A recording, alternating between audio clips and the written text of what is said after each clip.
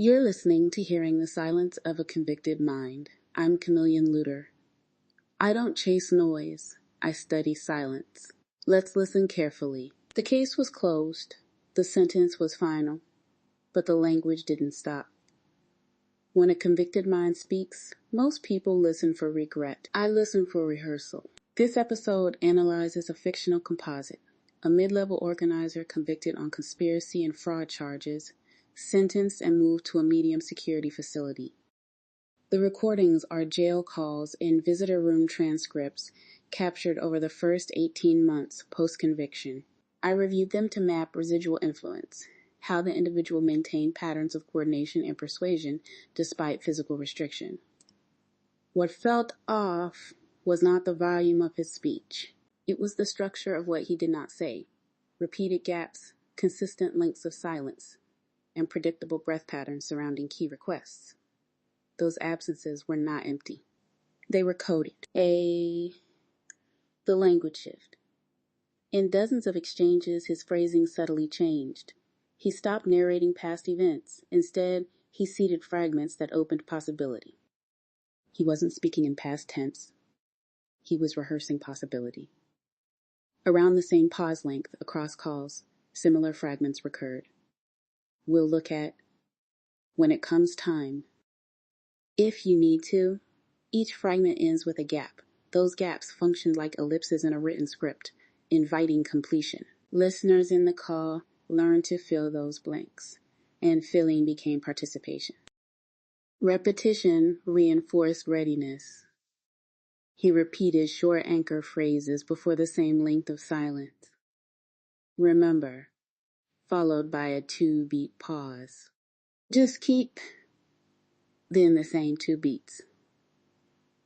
That consistency turned pause length into punctuation.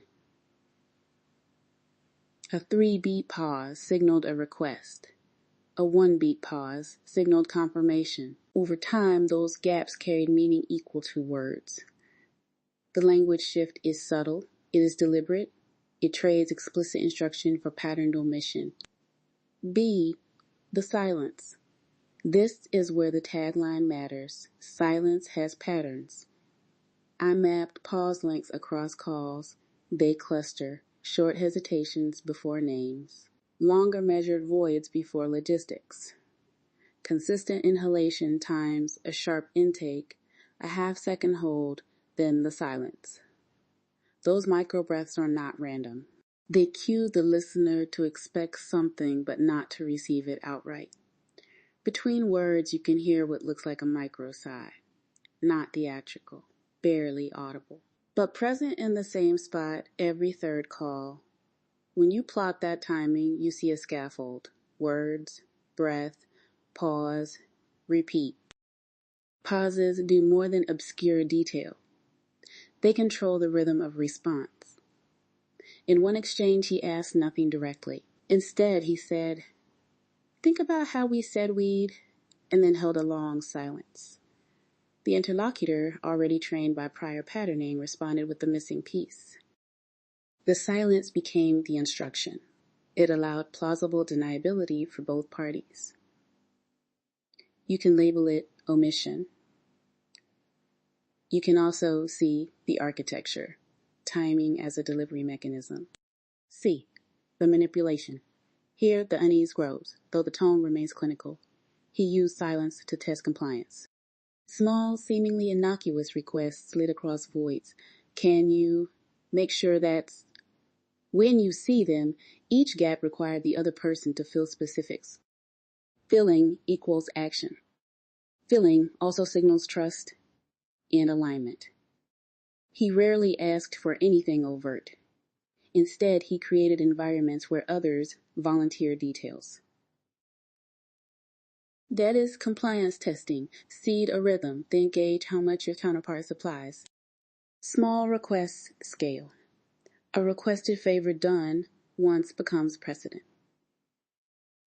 Over months, these micro-requests, embedded around rehearsed pauses, became operational steps. The rhythm trained interlocutors to anticipate and complete instructions. When an abrupt denial or explicit refusal was necessary, The same pause structure softened it. The gap allowed retraction and plausible alternative phrasing. Silence protected both instruction and deniability. Escalation insight. Step back. Conviction closes cases, it does not end cognition. Incarceration limits movement, not strategy. When direct channels are restricted, patterns become transport. Rhythm becomes logistic. If you can teach a correspondent to respond predictably to a two-beat pause, you can move decisions through absence. That is the broader pattern, adaptive cognition. Offenders who think structurally will convert silence into protocol. They will standardize timing, anchor phrases, and breathing cues so the network can operate without explicit steps being recorded. This is not fiction. It is a plausible behavioral adaptation. The device is resilient because it uses human inclination, the desire to help, to fill gaps, to reduce awkwardness. You can test for it. Look for repeated pause lengths tied to specific outcomes. Track who fills the void. Note whether the same interlocutor consistently supplies missing content after the same silence. Those are corroborating indicators. Pause alone is not proof. It is one signal among many. Use it to focus further inquiry. The chilling realization, maybe he wasn't reacting. Maybe he was directing. Maybe the pauses were practiced. They were short sentences. They were rehearsed gaps intended to be filled. The strategy is elegant and quiet. It leaves traces in timing, not transcripts. It survives redaction because what matters is rhythm, not text. Listen to the gaps. Watch who answers them. Patterns reveal pattern makers. Control close. Conviction closes cases. It doesn't always close patterns. Silence has patterns. Listen carefully. Pay attention to what wasn't said. The pattern never disappears. If this episode sharpened your ear, subscribe for more case methods and forensic listening. Is the truth in what is said or in what is left between the words? Subscribe. Stay attentive. Incarceration restricts movement. It does not restrict cognition.